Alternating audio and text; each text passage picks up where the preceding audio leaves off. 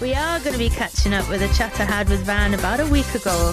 It was about his new album, but we played a game as well. I fancy doing some quick-fire questions and find out if Van Morrison likes to cook or likes to read books or go hiking and all that kind of thing. So we're going to hear from Van about his new album. We last spoke to Van Morrison earlier this year when he released his album Moving on Skiffle. Earlier this month, he released another new album, his 45th studio album called Accentuate The Positive. The album sees Van exploring another one of his childhood passions, rock and roll. Is there a progression happening here, Van? It wasn't just a childhood passion. It's been like a lifetime passion. It's a natural progression, though, isn't it, from skiffle? And it just makes me wonder, where are we going? Yeah, that's true. That's true. Where are we going to go next?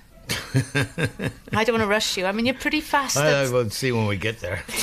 Do you know at this point? No, I don't know. It's an extraordinary, prolific output you have. Mm-hmm. Why, do you think? Because there was a period where there was no gigs for several years, so I did a lot of recording. Yeah. Touring was all cancelled, so... Is there anything else left in the bag from those times? Well, yeah, sure. Let's play some music. I would like to play Lucille, okay. Written by Albert Collins and Richard Penniman. Right. Tell me your thoughts on Lucille. Like, I've been into Little Richard for a long time, and I just picked that one song. Then I did a duet, like, with Taj Mahal, so we incorporated a bit of the Everly Brothers version as well, because the Everly Brothers did it as a duet, so we incorporated some of that, really. Basically, that was it, really.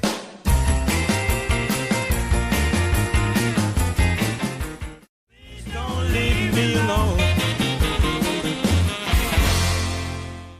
That was Lucille from Van Morrison's new album, Accentuate The Positive, and I'm joined by Van on the show today. In terms of your writing then, is there a certain time of day where you feel particularly inspired? No, I'm still writing. I have a lot of stuff that I've written, but people don't really understand where I'm at now. Let me put it that way. You know, when people like write about me or talk about me, they don't really know where I'm at now. They're always talking about the past. Yeah. So I'm just doing stuff like it's from my past, but... You know, a lot of my later songs are just ignored, kind of thing, you know. For the record, Van, I play a lot of your new songs and songs you've written recently. Oh, you do? Of course I do. Great. That's great. We're glad somebody is. So, in a way, this has brought me neatly to my questions, because it seems to me that I'd like to know where you're at right now, and I thought I'd give you some quick flash questions. Mm-hmm. You up for it? Well, let's see, yeah. You've got a guitar in hand. What's the first chord you're going to play? Probably E. Writing a song. What's your go-to instrument? Piano or guitar? Either one. Do they come out different depending on what instrument you pick up? Yeah, different keys. Like on piano, I could be like an A flat, which I wouldn't normally do on a guitar or something, you know. It's quite a weird chord, isn't it? Yeah, well, different chords on piano, yeah. They're different keys. Different keys. Are you into Christmas? Do you decorate your house? No, I'm not into Christmas, no. Halloween? No. I'm not into holidays. I'm into holidays, but not those kind of holidays, you know? Yeah, I get it.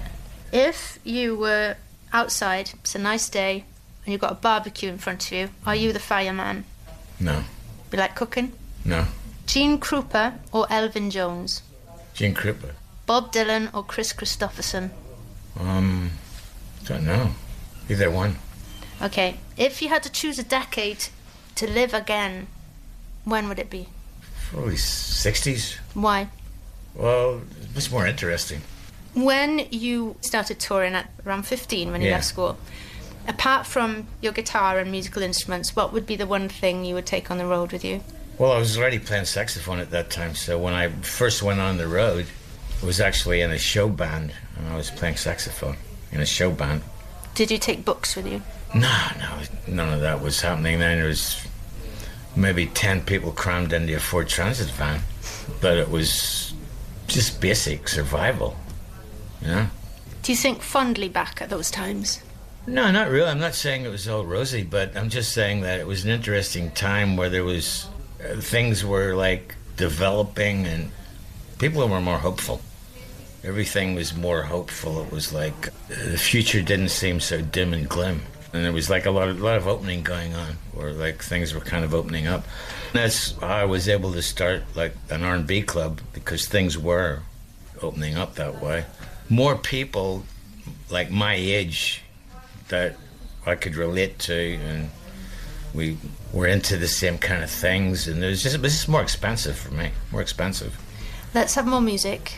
Lonesome Train with Jeff Beck. Yeah. What do you remember about this recording? Oh, it was just off the cuff. We were just recording some blues stuff, and we're just talking about Johnny Burnett. So it just said, like, hey, because Jeff is one of the only guys that can do this. Him and Jimmy Page are the only guys that really know about that stuff, right?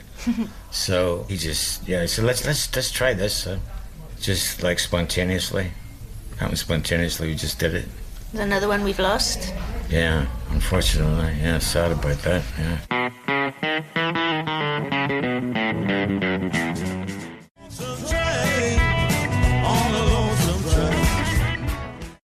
That was Lonesome Train from Van Morrison's latest album, Accentuate The Positive.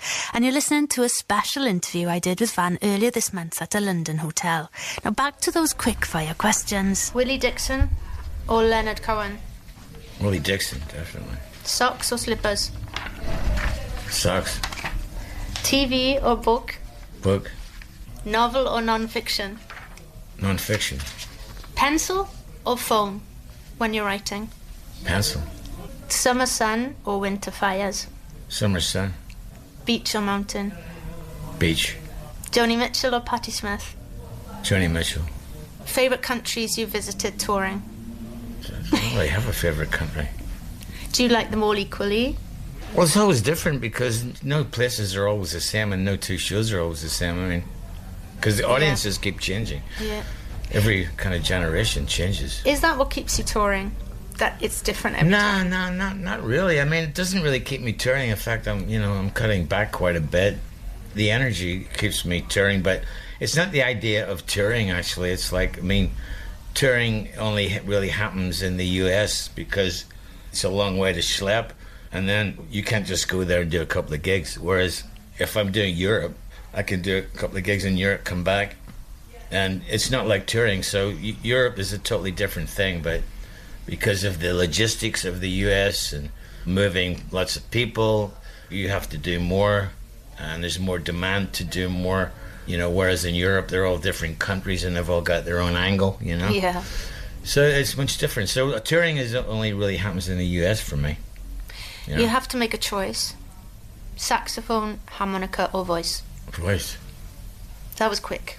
Yeah. It's the right answer, I think.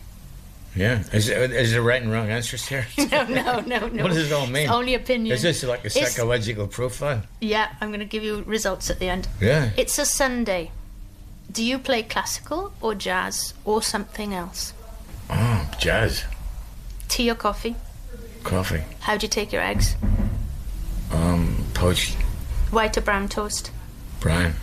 You're in a juke joint. It's a magic juke joint, and you can make a wish.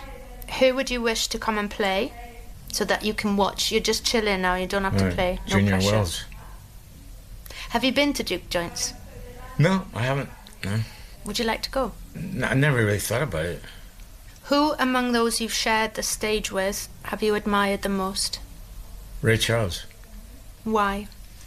Well, because if it wasn't for Ray, I wouldn't be where I am today. Did you get on?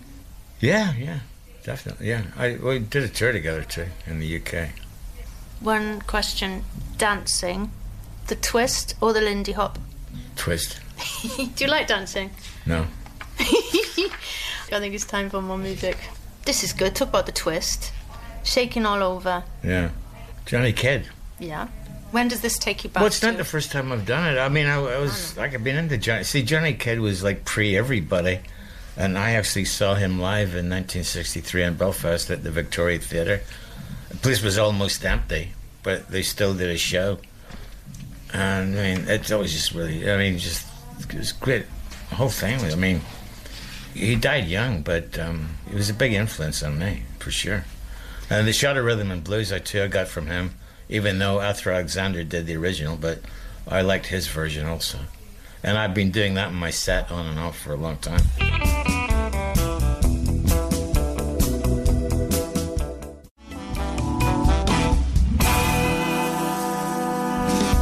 That was Van Morrison's version of Johnny Kidd's Shakin All Over. Next up, I asked Van what was fun about being in an Irish show band when he was a young musician. It wasn't about me. There was, lots of singers in show bands, singers that did different things, so it was more of a band effort.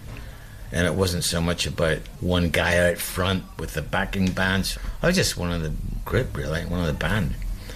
That's when it was fun. But I was young then, so, So, you were born in 1945. Your father worked in the shipyard, and he'd play Hank Williams, Leadbelly, Mahalia Jackson, and many more musicians. Yeah. You became a musician at 13. Yeah, that's when I started. Your mother, Violet, was a dancer and a singer. Yeah. I just wondered what they thought of you starting out with this trajectory, and for the rest of the community around you in East Belfast. Was it unusual? Well, they were very supportive. It was unusual to take it up as a career. It wasn't unusual for people to be into music. Lots of my friends had records and similar kind of tastes. For some freak reason, there was a lot of musicians in my area. Just in a couple of streets from where I was, there was lots of people into music, and my saxophone teacher lived down the bottom of the street. Another friend of mine who did country stuff, he did Hank Williams and Jimmy Rogers stuff. He lived down the street. The guy next door played music to me. They used to have jam sessions out the back entry right next door where I lived every Sunday. There was just a lot of music going on when I was a kid, so it was just coincidence or luck, I don't know. And we went back there, didn't we, for your birthday a few years ago, and you played on that Cypress Avenue, your home area. How did that feel? It felt a bit strange to do a concert there, but it worked out fine. Why did it feel strange? I don't think that there'd ever been music played there and a stage set up there before. Because it was literally on the road, wasn't it? So it's quite a long and narrow audience. Yeah. It's not always comfortable doing gigs. At home?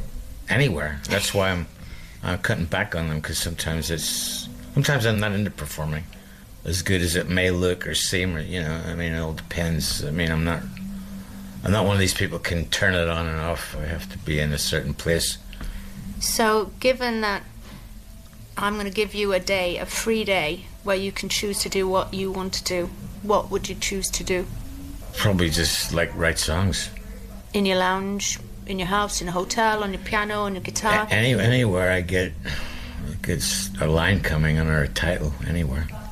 Do you read non-fiction or novels? Where do you get your ideas from, or do you just have a...